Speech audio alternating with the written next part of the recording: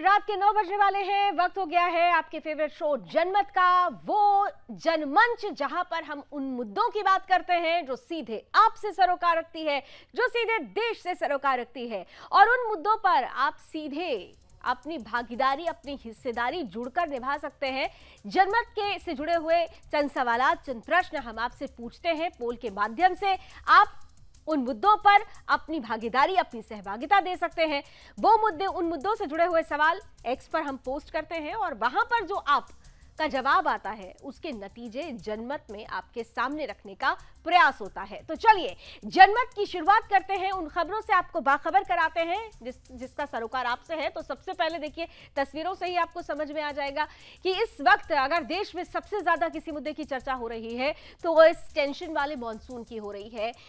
80% ऐसे इलाके हैं देश के जो पूरी तरह से जलमग्न हो चुके हैं। मॉनसून किस तरीके से लगातार आफत बन रहा है, बाढ़, बारिश का कहर देश भर में किस तरीके से अपना तूफानी कहर बरपा रहा है, ये तमाम चीजें विस्तार से बताने का प्रयास करेंगे जनमत में।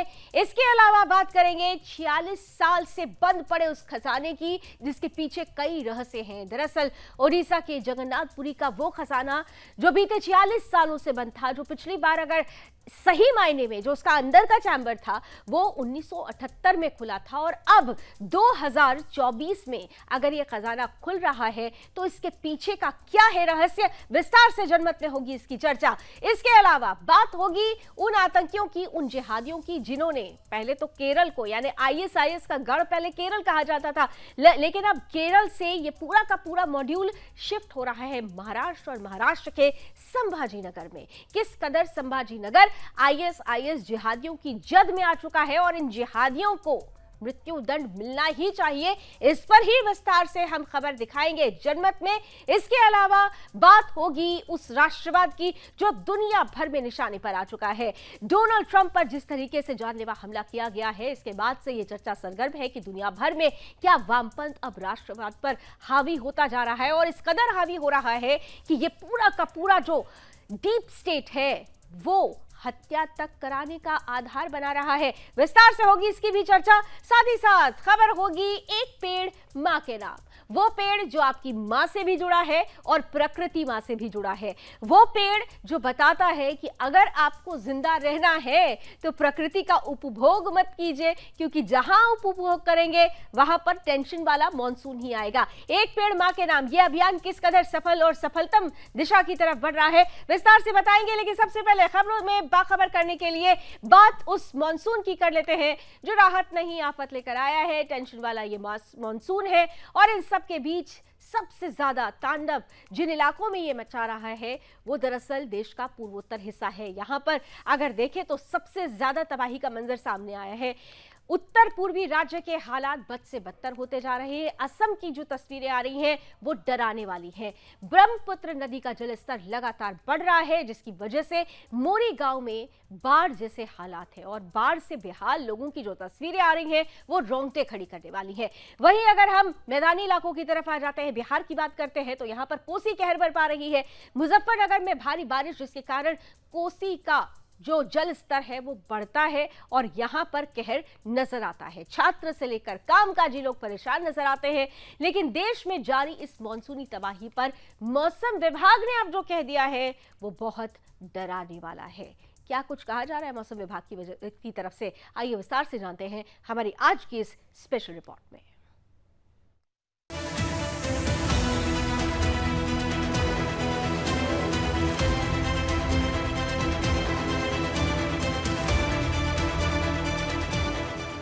देश में इन दिनों मॉनसून धीरे धीरे प्रचंड रूप धारण करता चला जा रहा है। जहां आसमान से गिरती आफत वाली बूंदों ने देश के कई शहरों के लोगों का जीना मुहाल कर रखा है। बारिश के इसी भयानक प्रकोप का परिणाम आज भारत का उत्तर पूर्वी राज्य असम भुगत रहा है, जिसके वैसे तो कई इलाके इन दिनों बाढ़ की चपेट में हैं, लेकिन बारिश के कारण असम में उत्पन्न इसी भयंकर बाढ़ का असर है आज असम के मोरी गाँव में देखने को मिला, जहां लगातार बारिश के कारण ब्रह्मपुत्र नदी का जलस्तर बढ़ गया, जिससे मोरी गांव में बाढ़ जैसे हालात बने हुए हैं। आसपास के लोगों के घरों में पानी भर गया है, जिससे प्रभावित लोग मजबूरी में सड़कों पर शरण ले रहे हैं।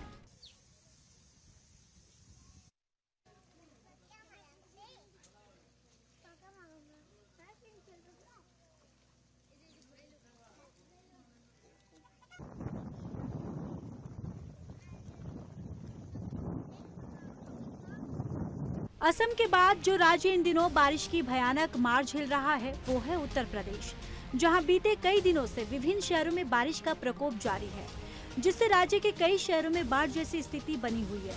वहीं उत्तर प्रदेश के अलीगढ़ और मथुरा में पिछले कुछ दिनों से रुक रुक कर बारिश हो रही है। आज इसी धीमी बारिश के बीच अलीगढ़ में मथुरा रोड के पास किसानों ने धान की रोपाई शुरू की।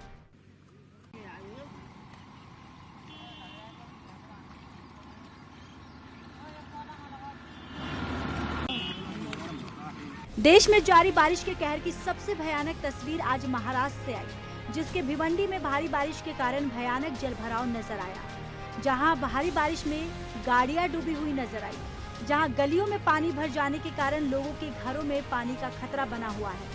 वहीं इन डूबी हुई गलियों के बीच स्थानीय निवासी पानी में संघर्ष करते नजर आए। महाराष्ट्र के ही पुणे के कई इलाकों में आज बारिश का कहर जारी रहा, जहाँ सड़कों पर जलभराव के बीच लोग संघर्ष करते नजर आए।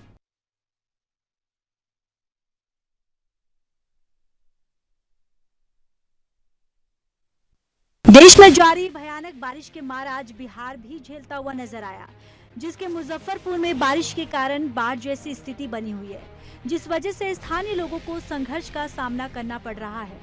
फिर चाहे वो स्कूल जाते छात्र हो, पानी में अपनी गाड़ियों के साथ फंसे लोग हो, या भारी पानी के बीच अपनी रसोइयों को बचाती गृहिणियां हो।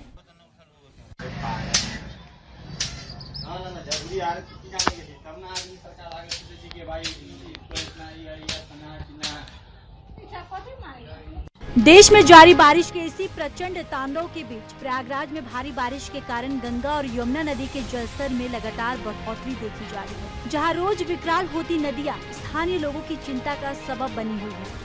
लेकिन मौसम की इस प्रचंड स्थिति पर आईएमडी वैज्ञानिक डॉक्टर नरेश कुमार की माने तो आने वाले समय में बारिश और उग्र रूप ले सकती है। उत्तर भारत की बात करें, कल तक क्या था, जो मानसून ट्रफ का जो पोजीशन था वो नॉर्मल से नॉर्थ की तरफ था। अगर मैं इस पिक्चर के माध्यम से समझाना चाहूँ, मानसून जनरली जो नॉर्मल पोजीशन होता है गंगानगर से कलकत्ता तक होता है, तो अभी ये नॉर्थ में था। लेकिन कल तक का उस समय क्या था, उसके बाद आज से जो है मानसून ट्रफ नीचे शिफ्ट हो गया, और इसके साथ ही जहां पे एक सर्कुलेशन है आपका क्या नाम है वेस्ट बंगाल में, और इसके प्रभाव से उसके साथ ही ऑफशोर ट्रफ है, हवाएं स्ट्रांग है, तो मेजरली जो वेदर है वो ज्यादातर पेनिनसुलर इंडिया पे ज्यादा वेदर हो रहा है। और आने वाले दिनों की बात करें, हम ये एक्सपेक्ट कर रहे हैं coastal Karnataka, Kerala, south interior Karnataka, Konkan Goa, Madhya Maharashtra, जहां के लिए हम रेड अलर्ट दे रहे हैं। मौसम विभाग की माने तो मौसम अब धीरे धीरे दक्षिण भारत की ओर शिफ्ट हो रहा है, जहां अब रेड अलर्ट भी जारी कर दी गई है। ऐसे में मानसून आने वाले समय में और क्या गुल खिलाता है, ये तो आने वाले समय में ही पता चलेगा। Bureau report, Sudarshan news.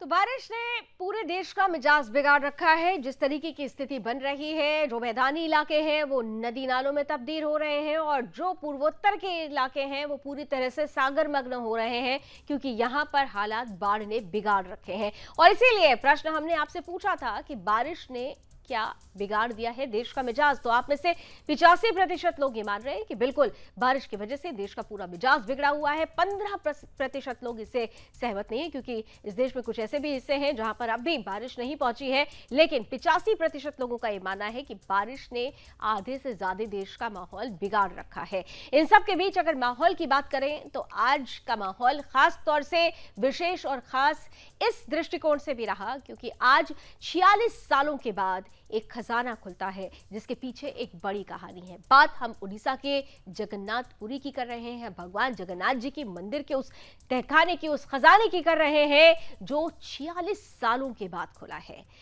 14 जुलाई को दोपहर 1:28 पर इस खजाने को खोल दिया गया, जिसकी पुष्टि ओडिशा के मुख्यमंत्री कार्यालय ने भी कर दी है। इस दौरान भंडार गृह में सरकार के प्रतिनिधि, एएसआई के अधिकारी और श्री गजपति महाराज के प्रतिनिधि समेत 11 लोगों की उपस्थिति थी। अधिकारियों की माने तो सरकार रत्न भंडार में मौजूद कीमती सामानों की डिजिटल लिस्टिंग करेगी, जिसमें उनके वजन और निर्माण जैसे डिटेल भी होंगे। और इसी पर आधारित है हमारी आज की ये विशेष रिपोर्ट।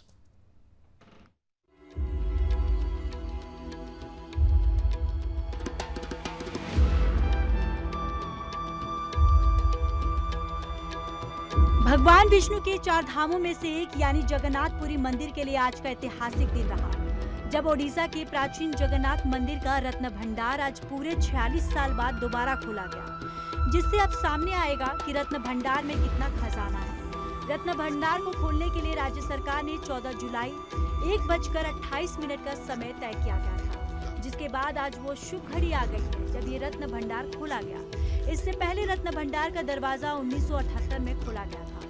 उस समय 367 गहने मिले थे, जिनका वजन 4360 तोला गया था। वहीं आज मंदिर का रत्न भंडार खोलने के लिए तैयारियां सुबह से ही की जा रही थी। इस वजह से रत्न भंडार के आभूषणों को खोलने के लिए 6 संदूक पहले से ही पूरी पहुंच गई है। ये संदूक सागवान की लकड़ी से बने हैं और इनके अंदर धातु की परत चढ़ी हुई है। जगन्नाथ मंदिर के रत्न भंडार को फिर से खोलने के लिए एक पैनल बनाया गया था, जहां न्यायाधीश विश्वनाथ रथ को इस पैनल के अध्यक्ष थे।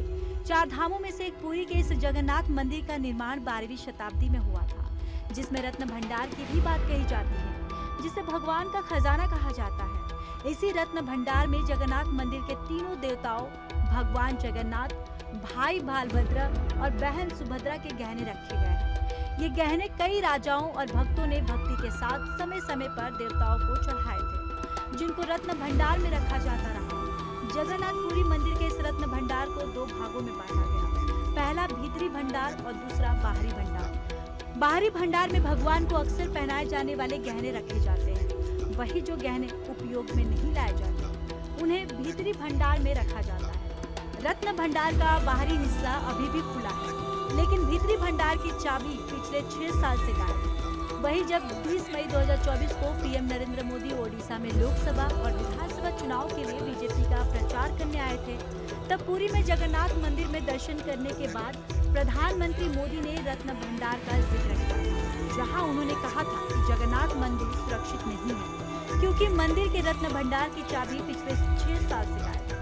वहीं अब पीएम मोदी की इन्हीं कोशिशों के बाद प्राचीन जगन्नाथपुरी मंदिर का रत्न भंडार आज पूरे 46 साल बाद दोबारा खोला गया। आज ओडिशा सरकार ने पुरी में जगन्नाथ मंदिर के रत्न भंडार को दोबारा खोलने की प्रक्रिया की निगरानी के लिए एक नई उच्च स्तरीय समिति गठित की, ताकि उसमें रखी कीमती वस्तुओं की सूची तैयार की जा सके। Bureau report, Sudarshan news.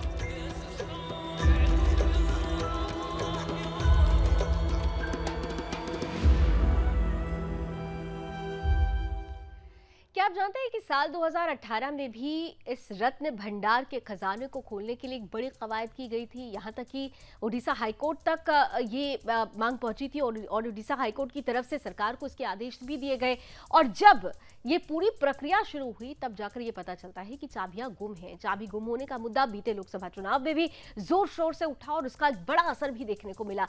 लेकिन अब 46 सालों के बाद ये खजाना खुला है, जिसकी डिजिटल लिस्टिंग की बात हो रही है। लेकिन आपको बता दें कि देश में इसके अलावा भी एक और मंदिर है जिसके खजाने के दरवाजे को लेकर अभी तक बहुत बड़ी चर्चा हो रही है, और वो है केरल का पद्मनाभ स्वामी मंदिर, जिसके 6 दरवाजे खुल चुके हैं, लेकिन 7वां दरवाजा अभी नहीं खुला। और ये कहा जा रहा है कि अगर 7वां दरवाजा खुलेगा तो खजाने से इतने महत्वपूर्ण रत्न मिलेंगे, इतने कीमती आभूषण मिलेंगे जो आज तक किसी भी मंदिर के खजाने से प्राप्त नहीं हुए हैं। इस पर अभी राजनीति भी हो रही है और विश्लेषण भी हो रहा है। लेकिन क्योंकि आज उड़ीसा में जगन्नाथपुरी महाराज का जो रत्न भंडार है उसका खजाना खोल दिया गया, अब ऐसे में हमने आज एक बड़ा महत्वपूर्ण प्रश्न आपसे पूछा था। हमने आपसे पूछा था कि पुरी के खजाने की क्या डिजिटल लिस्टिंग होनी चाहिए। तो देखिए, आपकी तरफ से 90% लोग ये कहते हैं कि बिल्कुल इस खजाने की डिजिटल लिस्टिंग होनी चाहिए। हालांकि 10% लोग इससे सहमत नजर नहीं आते हैं।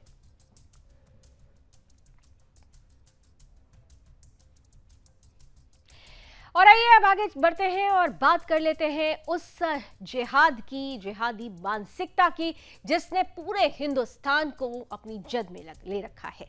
हिंदुस्तान में पैर पसारते आईएसआईएस मॉड्यूल की अब हम बात करेंगे।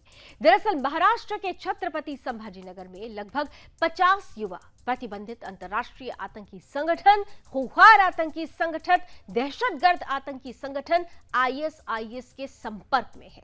इस बात का खुलासा एनआईए की उस चार्जशीट में सामने आया है जो गिरफ्तार किए गए आरोपी जोएब खान मोहम्मद के खिलाफ कोर्ट में दाखिल की गई। आरोप पत्र में एनआईए ने स्पष्ट रूप से कहा कि धार्मिक कट्टरवाद के नाम पर आतंकवाद फैलाने वाले आईएसआईएस का नेटवर्क छत्रपति संभाजीनगर जिले में बढ़ रहा है। एनआईए ने शुक्रवार को मुंबई की एनआईए स्पेशल कोर्ट में मोहम्मद जोहेब खान और लीबिया में रहने वाले मोहम्मद शोएब खान के खिलाफ आरोप पत्र दाखिल किया। दोनों को महाराष्ट्र के छत्रपति संभाजीनगर से चलने वाले एक वैश्विक आतंकी नेटवर्क से जुड़े आतंकी मॉड्यूल में मुख्य साजिशकर्ता के रूप में नामित। तो एनआईए ने चार्जशीट तो दाखिल कर दी है, लेकिन महत्वपूर्ण ये है कि जिस तरीके से ये जिहादी आईएसआईएस के ये जिहादी हिंदुस्तान को अपनी जद में ले रहे हैं, वो देश के लिए खतरा है। क्योंकि आपको याद होगा कि पहले ये वही आईएसआईएस है जिसने अपना गढ़ केरल को बना रखा था, लेकिन अब केरल से ट्रांसफर होकर ये सीधे सीधे अगर महाराष्ट्र पहुंचते हैं और महाराष्ट्र के संभाजीनगर जहां पर मुस्लिम बहुल आबादी बहुत ज्यादा है, अगर यहां पर आईएसआईएस का मॉड्यूल वर्क कर रहा है तो खुद सोचिए कि महाराष्ट्र में किस तरीके से हालात बन सकते हैं और राष्ट्रीय सुरक्षा के लिए ये कितना बड़ा खतरा होता जा रहा है। और इसीलिए हमने आपसे बड़ा ही महत्वपूर्ण प्रश्न पूछा था।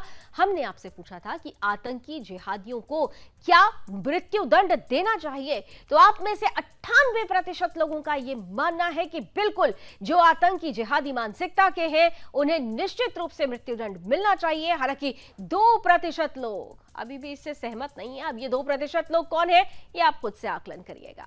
और जनमत पे बात होगी अब उस राष्ट्रवाद की जो आजकल वामपंथियों के, चरमपंथियों के, कट्टरपंथियों के और इस्लामिक जिहादियों के निशाने पर आ चुका है।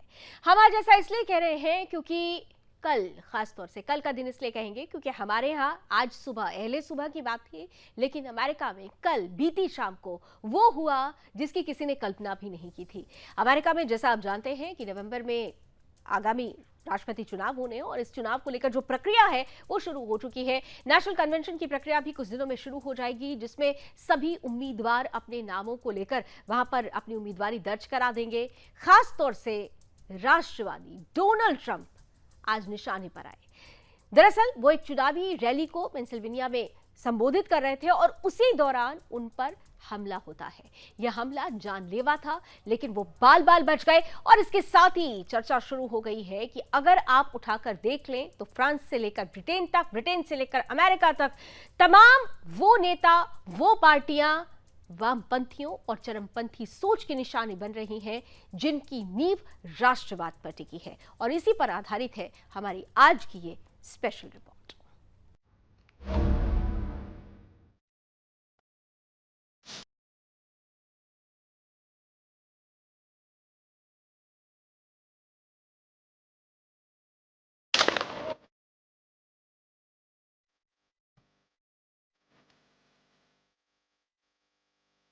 भारतीय समय के अनुसार रविवार सुबह 4 बजे, जिस वक्त अमेरिका में शनिवार के शाम करीब 6:30 बज रहे थे, उस वक्त ट्रंप अमेरिका के पेंसिल्वेनिया राज्य के बटलर शहर में चुनावी रैली को संबोधित कर रहे थे। ट्रंप मंच पर आए, उन्होंने बोलना शुरू किया। तभी कुछ ऐसा होता है जिसने दुनिया भर के राष्ट्रवादी नेताओं की नींद उड़ा दी। जिस वक्त ट्रंप भाषण दे रहे थे, तभी अचानक फायरिंग की आवाज आनी शुरू हुई और चारों तरफ चीख पुकार बच गई। ट्रंप चौंकते हुए दायां हाथ कान पर रखते हैं और झुक जाते हैं। इस बीच सुरक्षा गार्ड घेरा बना लेते हैं। ट्रंप खड़े होते हैं, कान और खून से सने चेहरे के साथ दाईं मुट्ठी भींचते हुए कुछ कहने की कोशिश करते हैं और फिर गार्ड उन्हें घेरे में लेते हुए कार में लेकर निकल जाते हैं। अमेरिका के पूर्व राष्ट्रपति डोनाल्ड ट्रंप पर दूर से हमलावर ने गोली चलाई जो उनके कान को चीरती हुई निकल गई। इस हमले में डोनाल्ड ट्रंप घायल हो गए और उनके कान से निकला खून उनके चेहरे पर दिखा। हालांकि वो घबराए हुए बिल्कुल भी नहीं लगे और मुट्ठी तानकर लोगों से डटे रहने का इशारा किया। हमले के दौरान का वीडियो भी सामने आ चुका है। इस घटना के बाद ट्रंप की ओर से एक्स पर बयान जारी किया गया। एहसास हुआ कि बहुत खून बह रहा है, अमेरिका को भगवान बचाए। ट्रंप के बेटे डोनाल्ड ट्रंप जूनियर ने भी एक्स पर तस्वीर शेयर करते हुए पोस्ट किया वो अमेरिका को बचाने के लिए लड़ना कभी बंद नहीं करेंगे। पीएम मोदी ने भी इस हमले को लेकर दुख जताया है। पीएम मोदी ने एक्स पर पोस्ट किया, मेरे मित्र पूर्व राष्ट्रपति डोनाल्ड ट्रंप पर हुए हमले से मैं बहुत चिंतित हूँ। इस घटना की कड़ी निंदा करता हूँ। राजनीति और लोकतंत्र में हिंसा का कोई स्थान नहीं है। उनके शीघ्र स्वस्थ होने की कामना करता हूँ।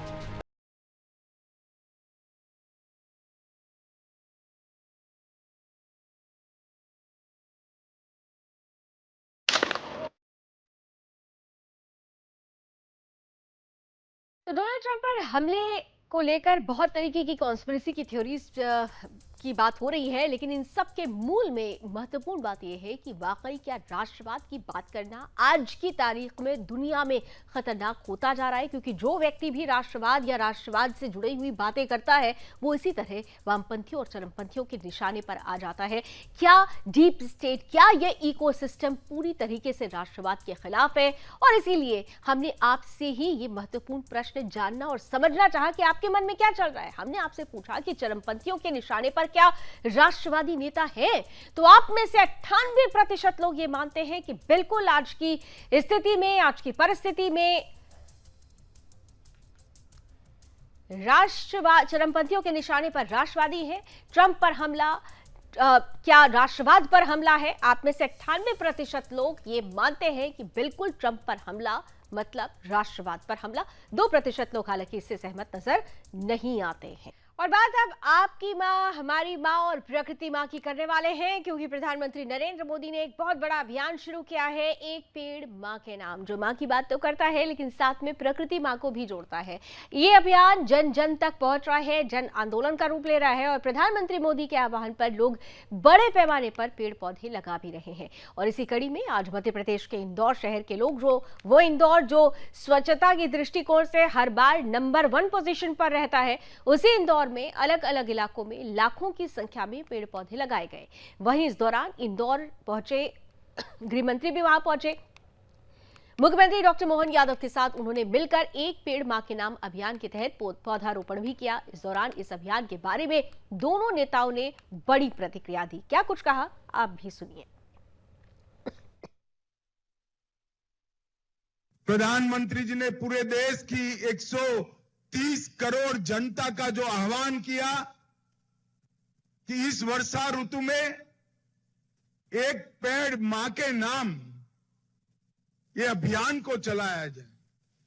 जब मोदी जी ने अभियान का सूत्रपात किया तब किसी को मालूम नहीं था कि अभियान एक नारा न रहकर आंदोलन बढ़ जाएगा। आज पूरे देश में हर व्यक्ति अपनी मां के नाम पर एक वृक्ष लगाकर अपनी मां को और धरती माता को, दोनों को एक प्रकार से प्रणाम करने का काम करता है। एक वृक्ष 10 पुत्रों के समान है, और 10 पुत्रों का अर्थ आप 51 लाख अगर पौधे लगा रहे हैं, ये इतना पवित्र काम कर रहे हैं। हमारे तो ग्रंथों में हमारे देवी देवताओं की भी अगर मूर्ति नहीं पूजना है तो वृक्ष से ही हम उनकी पूजा कर लेते हैं। पीपल की पूजा करें तो भगवान विष्णु की पूजा हो जाती है, बड़ की पूजा करें तो महादेव शंकर भगवान की पूजा हो जाती है। ऐसे हमारे प्रकृति के विविध रहस्यों से भरे ऐसे सनातन संस्कृति के अंदर हजारों हजार साल से प्रकृति से हमारा तादात्म्य बना रहता है। तो एक पेड़ मां के नाम, एक ऐसी पहल जो बढ़ते हुए जो पोल्यूशन है, जिस तरीके की परिस्थिति, जो क्लाइमेट चेंज हो रहा है, उसके बाद ये जरूरत हो गई है कि हम अपने पर्यावरण में नए पेड़ पौधों को जगह दें। और यही वजह है, इस बात को मूल में रखते हुए, उद्देश्य और लक्ष्य बनाते हुए एक पेड़ मां के नाम अभियान की शुरुआत की गई है। और इसी से जुड़ा हुआ हमने आज आपसे एक प्रश्न भी पूछा था। हमने आपसे पूछा था कि क्या एक पेड़ मां के नाम ये क्रांतिकारी पहल है? आप में से 95% लोग ये मानते हैं कि बिल्कुल ये एक महत्वपूर्ण क्रांतिकारी पहल है, जबकि 5% लोग इससे सहमत नजर नहीं आते हैं। और आइए जनमत में अब आगे बढ़ते हुए उस आध्यात्मिक धार्मिक यात्रा की बात करते हैं जहां पर अनोखी कहानियां पग पग पर मिलती है, यानी पंढरपुर यात्रा की अब हम बात करेंगे, जहां वारी अब अपने आखिरी पड़ाव पर आ चुकी है, जिससे अब वारकरियों की भगवान विठल से मिलने की कामना और भी ज्यादा तेज होती जा रही है। पंढरपुर यात्रा के इस अंतिम पड़ाव में संत ज्ञानेश्वर महाराज जी और ज्ञानेश्वर माउली की पालकी का रिंगन समारोह देखने को मिला, जिसमें शामिल वारकरियों से बात की सुदर्शन संवाददाता प्रियंका लाठी ने, जो खुद इस पूरी यात्रा के दौरान एक वारकरी के रूप में शामिल हो रही हैं। प्रियंका ने रिंगन समारोह के साथ साथ वारकरियों से यात्रा के दौरान आने वाली तकलीफों के बारे में, आने वाली चुनौतियों के बारे में भी बातचीत की, साथ ही यात्रियों की सेवा में जुटे हुए पुलिस अधिकारियों से भी विशेष बातचीत की।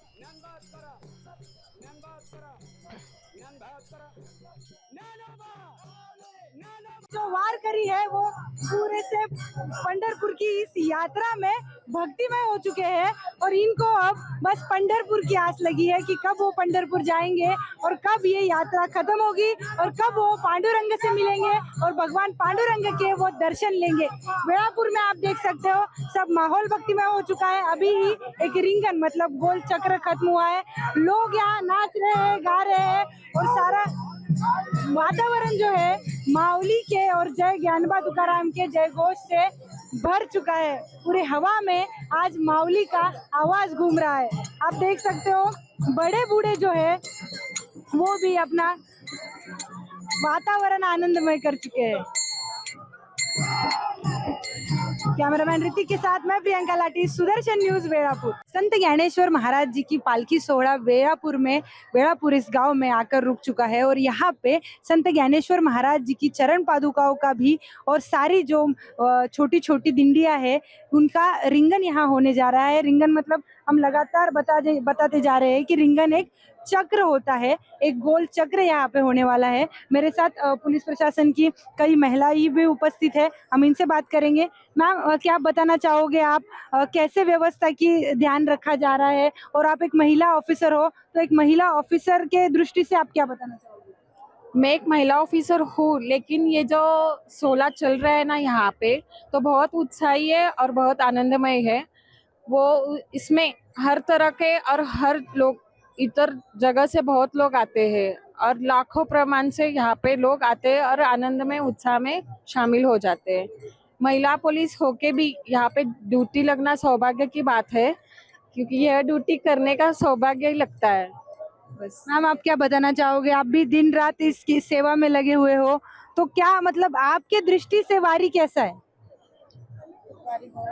वारी बहुत अच्छी तो है, लेकिन क्या होता है यहाँ ज्ञानेश्वर माउली की पालकी का जो आनंद मिलता है वो देखने लायक होता है।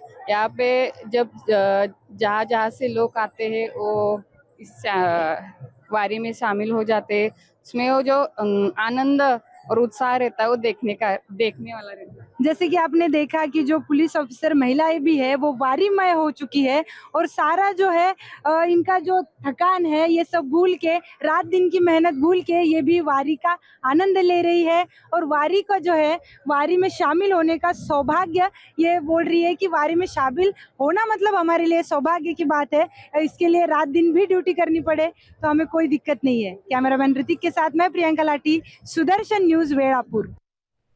ये यात्रा ही कुछ ऐसी होती है जिसमें हर चुनौती नहीं लगती बल्कि सेवा लगती है, और यही वजह है कि इस यात्रा में केवल देश के ही नहीं बल्कि 7 समंदर पार भी जो वारकरी हैं वो इस यात्रा में शामिल होने के लिए आते हैं। संत ज्ञानेश्वर महाराज जी की पालकी दसुर गांव में पहुंच चुकी है। पांडुरंग के दर्शन के लिए बस 2 दिन का ही समय बचा है। वारकरियों का उत्साह बढ़ता ही जा रहा है। स्वामी भारतानंद स्वामी जी भी इस यात्रा में लगातार जुड़े हुए हैं, उनसे भी बात की है हमारी संवाददाता प्रियंका लाठी ने। संत ज्ञानेश्वर महाराज जी की पालकी में अभी हम उपस्थित है। हमारे साथ भारतानंद स्वामी जी भी मौजूद है। लगातार 21 दिनों से ये भी आलंदी से पैदल यात्रा किए जा रहे हैं। महाराज जी, क्या बताओगे? अभी थोड़ा ही सफर बचा है और कुछ ही 2 दिन में अब पांडुरंग के दर्शन हो जाएंगे, तो क्या बताना चाहोगे? जी बिल्कुल, बहुत खुशी है और मुझे लगता है दुनिया में एकमात्र ये ऐसा ये उत्सव है और महाराष्ट्र संतों की भूमि है और अलग अलग स्थानों से पालकी रथ यात्रा निकलती है और ये मुझे लगता है दुनिया का एकमात्र प्रसिद्ध संत ज्ञानेश्वर महाराज जी की ये पालकी है और लाखों लोग अब 2 दिन में पंढरपुर में पहुंचेंगे और दशमी में एकादशी महावारी, आषाढ़ी एकादशी जिसको बोलते हैं। और इस यात्रा में हर वर्ग का व्यक्ति है, छोटे बच्चे से लेकर 90 साल तक बुजुर्ग लोग भी है, युवा है, युवती है। तो मुझे लगता है कि दुनिया के किसी प्रांत के, किसी देश के जो भी लोग हैं, तो इस वारी को, इस यात्रा को एक बार अवश्य भेंट देकर इसका अनुभव करना चाहिए। और बहुत आनंद मिलता है, क्योंकि यहाँ मुझे लगता है कि अनेकता में एकता, अलग अलग प्रांत के, अलग अलग भाषा के, अलग अलग पंथ के लोग हैं, लेकिन भगवान पांडुरंग पंढरीनाथ के दर्शन के लिए ये पैदल जाते हैं। और पैदल जाने में 3 तप उनको प्राप्त होते, मिलते हैं, कायिक, वाचिक, मानसिक। काया से भजन गाते हैं, काया से चलते हैं, वाचा से भजन गाते हैं और मन से भगवान पंढरीनाथ का ध्यान करते हैं। और इसलिए बहुत खुशी होती है। मैं पिछले 30 साल से इस यात्रा में आता हूँ और कंटिन्यू आलंदी से पंढरपुर तक ये हमारे करताल, पखावज, वीणा, इसमें भजन में आनंद बहुत मिलता है। इसलिए इस वारी का एक अनुभव अलग है और यहाँ हर वर्ग का व्यक्ति आता है और अभी संख्या तो बहुत बढ़ रही है। और इसलिए अभी पंढरपुर जितना पास में आता है उतना आनंद ज्यादा मिलता है और लोगों का उत्साह ही बढ़ता भी है। ये तो बात बिल्कुल सही कही आपने, क्योंकि हम भी लगातार आलंदी से चल रहे हैं और जैसे ही पंढरपुर पास में आ रहा है, हमारी भी जो भावना है पांडुरंग के प्रति वो ज्यादा बढ़ रही है। महाराज जी, ये जो मृदंग है, इसका थोड़ा सा पूरे भारत के दर्शकों को आप थोड़ा सा ये सब दिखाइए, समझाइए। ये मृदंग है, इसको पखावज भी बोलते हैं और ये सात्विक वाद्य है। अभी ऑर्केस्ट्रा और अलग अलग जो संगीत के प्रकार है उसमें अनेक साहित्य बजते हैं, लेकिन ये जो भजन में आप दक्षिण भारत में जाओगे उधर मृदंगम बोलते हैं, उत्तर हिंदुस्तान में पखावज बोलते हैं। और ये केवल भजन में, बाकी तबला है, ढोलक है, ढोलकी, अन्य जो इंस्ट्रूमेंट है वो अन्य संगीत में उसको यूज करते हैं, लेकिन भजन में, वारकरी संप्रदाय में ये मृदंग और ये करताल और वीणा, ये तीनों वाद्य पर भजन होता है। ये मंदिर में बजता है, कीर्तन भजन में ये इतना ही अधिकृत लीगली इंस्ट्रूमेंट यही है, अन्य इंस्ट्रूमेंट इसमें नहीं यूज होता है। तो एक दर्शकों के लिए महाराज जी ये दिखा दीजिए। बजाइए। ज्ञानोबा तुकाराम, ज्ञानोबा तुकाराम, ज्ञानोबा तुकाराम, ज्ञानोबा तुकाराम, ज्ञानोबा तुकाराम, ज्ञानोबा तुकाराम, ज्ञानोबा तुकाराम, ज्ञानोबा तुकाराम, ज्ञानोबा तुकाराम, ज्ञानोबा तुकाराम, ज्ञानोबा तुकाराम, ज्ञानोबा तुकाराम, ज्ञानोबा तुकाराम।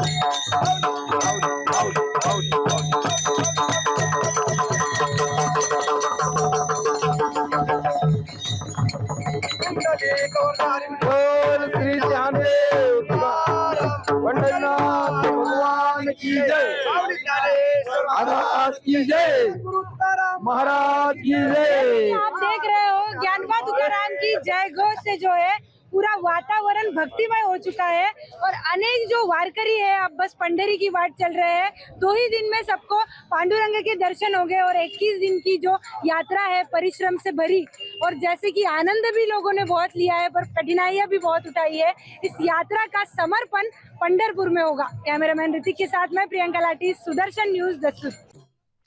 तो बस 2 दिन और पांडुरंग के दर्शन, लेकिन उससे पहले की ये जो भावना है, जो यात्रा है, अपने आप में बहुत सारे स्मरण, बहुत सारे अनुभव और आध्यात्म के उस मूल भाव को समेटे हुए, जिसके लिए ये यात्रा विश्वविख्यात है। और आइए आगे बढ़ते हैं। जनमत में अब बात करेंगे गाजियाबाद की। वो गाजियाबाद जहां का लोनी इन दिनों जिहादियों का गढ़ पड़ चुका है। वो लोनी जहां पर एक परिवार जिहादियों का शिकार बन चुका है। जिहादियों द्वारा धर्म परिवर्तन का लगातार इस हिंदू परिवार पर दबाव बनाया जा रहा है। पीड़ित परिवार का कहना है कि बार बार उन्हें धमकियां दी जाती है। कहा तो ये भी जा रहा है कि या तो कह रहे हैं कि या तो मुसलमान बन जाओ, नहीं तो घर छोड़कर कहीं दूर चले जाओ। इतना ही नहीं, पीड़ित परिवार की 2 नाबालिग बच्चियां भी हैं जिनके साथ दुष्कर्म करने का प्रयास भी किया जा चुका है। पीड़ित का आरोप है कि आए दिन उसके साथ मारपीट की जाती है। उनकी बच्चियों को उनके सामने ही कपड़े फाड़कर बलात्कार करने का प्रयास किया जाता है, जिसकी सूचना पीड़ित परिवार ने थाने और पुलिस चौकी पर भी दी है, लेकिन कोई कार्रवाई नहीं हुई। पीड़ित परिवार काफी डरा और सहमा हुआ है। पीड़ित परिवार की एक 15 साल की बच्ची का कहना है कि जिहादी उसे विद्यालय जाते समय उठाकर रेलवे लाइन पर ले गए और चलती ट्रेन के सामने हाथ बांधकर खड़ा कर दिया। कहा कि अगर तुमने हमारे खिलाफ कुछ भी बयान दिया तो तुम्हारी बहन का तुम्हारा बलात्कार करके ट्रेन के सामने फेंक दिया जाएगा और तुम्हारे हर परिवार के हर सदस्य को मार डाला जाएगा। किस कदर ये हिंदू परिवार त्रस्त हो चुका है, न्याय की गुहार लगा रहा है, डरा सहमा है, आइए इसी पर आधारित है हमारी आज की ये विशेष रिपोर्ट। गाजियाबाद के लोनी क्षेत्र में जिहादियों के खौफ के साए में जीने को मजबूर है हिंदू परिवार। जिहादियों का खौफ इतना ज्यादा है कि जब भी परिवार का कोई सदस्य घर से बाहर निकलता है तो घर के सभी सदस्य डर के साए में पड़े रहते हैं। परिवार लगातार इन जिहादियों का शिकार हो रहा है। हिंदू परिवार कई बार थाने पर शिकायत भी कर चुका है, लेकिन पुलिस प्रशासन भी कार्रवाई करने से कतरा रही है, क्योंकि ये इलाका मुस्लिम बहुल क्षेत्र है। पीड़ित हिंदू परिवार का कहना है कि जिहादियों द्वारा कई महीनों से लगातार धर्म परिवर्तन करने का प्रयास किया जा रहा है। जिहादी पूरे परिवार के साथ मारपीट करते हैं। पीड़ित हिंदू परिवार आत्मदाह को मजबूर हो चुका है। जब भी पीड़ित हिंदू परिवार की नाबालिग बेटियां विद्यालय या किसी कार्य से बाहर निकलती हैं, तो जिहादी बच्चियों के साथ छेड़छाड़ करते हैं। पीड़ित परिवार कई बार थाने का चक्कर लगा चुका है, बावजूद इसके अब तक इन्हें न्याय नहीं मिल रहा। पीड़ित परिवार न्याय की गुहार लगा रहा है। मेरी एक बच्ची है 15 साल की, स्कूल में जाती है। ये लड़के छेड़ते हैं। फैजान नाम का लड़का उस लड़की को मेरी को छेड़ता है। एक बार उसने मारने की भी कोशिश करी और बलात्कार भी करने की कोशिश करी। और ये लोग मुझे धमका रहे हैं कि तुम हिंदू से मुसलमान बन जाओ, धर्म परिवर्तन मेरा बदलवाना चाह रहे हैं। वो कहते हैं मुझसे आप इस मकान को यहाँ से खाली करके या तो भाग जाओ या मुसलमान बन जाओ। अगर मुसलमान नहीं बनोगे तो हम तुम्हारी लड़कियों को बलात्कार करके कहीं भी डाल सकते हैं। और मैं इस बात को लेकर थाने भी गई, थाने से मेरी कोई सुनवाई नहीं हुई। फिर मैंने गाजियाबाद से भी रिपोर्ट डाली थी इस बात की। नमस्कार, आज मैं मौजूद हूँ दिल्ली एनसीआर के गाजियाबाद में। आज मैं मौजूद हूँ यहाँ पर एक पीड़ित परिवार है, उसी सिलसिले में यहाँ पर आया था। लेकिन आपको बता दें कि यहाँ पर आने के बाद एक भयावह स्थिति बनी हुई थी।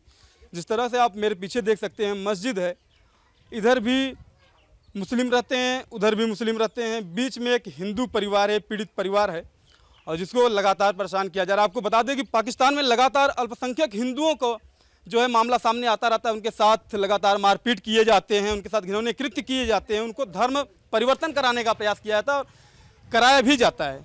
लेकिन आपको बता दें कि इस बार मामला पाकिस्तान का कोई नहीं है, बल्कि आपके हिंदुस्तान के गाजियाबाद में इमाम करीम मस्जिद के पास लोनी का है, जहाँ पर ये मुस्लिम समुदाय के लोग रहते हैं और यहाँ पर बीच में एक हिंदू परिवार रहता है, जिसके ऊपर लगातार धर्म परिवर्तन का दबाव बनाया जा रहा है, लगातार उनके साथ मारपीट की जा रही है।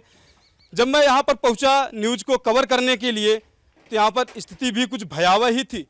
लगातार छोटे बच्चों, नाबालिग बच्ची का रेप करने का प्रयास किया जा रहा है। इनके ऊपर कहा जा रहा है कि आप धर्म परिवर्तन कर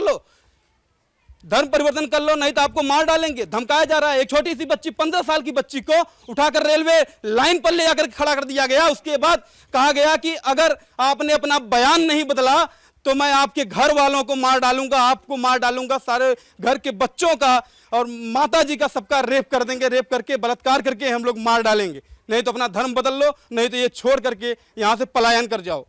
आखिर हिंदुस्तान में हिंदू सुरक्षित नहीं है।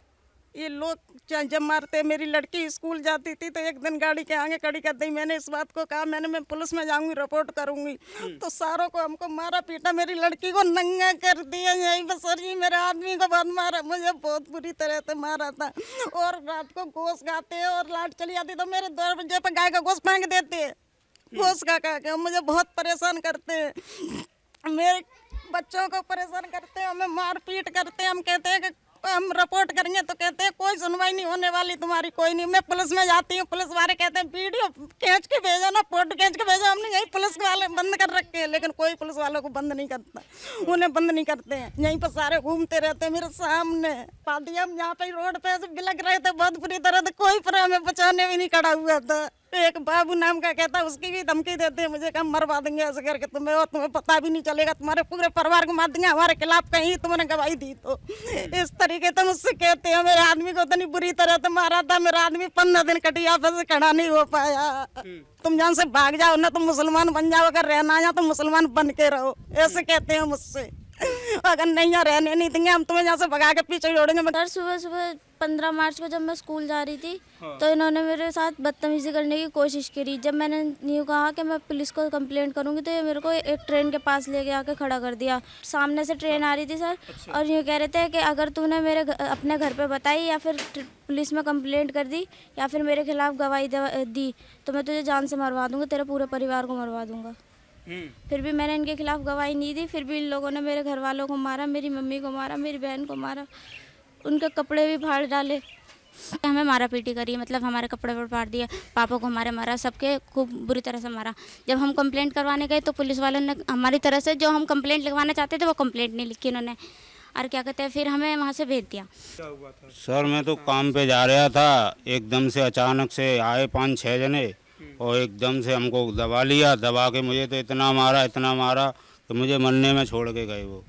और मेरी लड़की को मारा, सीने पे बैठ गया, मेरी लड़की के कपड़े फाड़ दिए, मेरी बहू के कपड़े फाड़ दिए, सब काम करके। और हम पुलिस थाने में गए, रिपोर्ट दर्ज कराई, मेडिकल कराया, सब कुछ कराया और कह दिया कि उन्हें जेल भेज दिया। वो सब लोग यहीं पे थे और कोई भी जेल नहीं गया, एक भी दिन जेल नहीं गया बिल्कुल भी। सहयोगी चंदन के साथ सृजन शुक्ला, सुदर्शन न्यूज, गाजियाबाद। पाकिस्तान में अल्पसंख्यक हिंदुओं की क्या हालात है, क्या हालत है, इस पर आए दिन चर्चा होती है, इस पर आए दिन तस्वीरें आती है। लेकिन जब हिंदुस्तान में ऐसी स्थिति होने लगे तो आप समझ जाइए कि खतरा कितना बढ़ चुका है। हिंदुस्तान में किस तरीके से एक विशेष आबादी लगातार हिंदुओं को निशाने पर ले रही है, और इसकी केवल एक वजह है, वो ये है कि हिंदू असंगठित है। संगठन में शक्ति है। अगर हिंदू अपने आप को बचाना चाहता है, अपने भविष्य को बचाना चाहता है, तो उसे संगठित होना होगा। इसी उम्मीद के साथ जनमत में अभी मेरे साथ बस इतना ही, लेकिन देश और दुनिया की तमाम खबरों के लिए आप जुड़े रहिए सुदर्शन न्यूज के साथ। जय हिंद।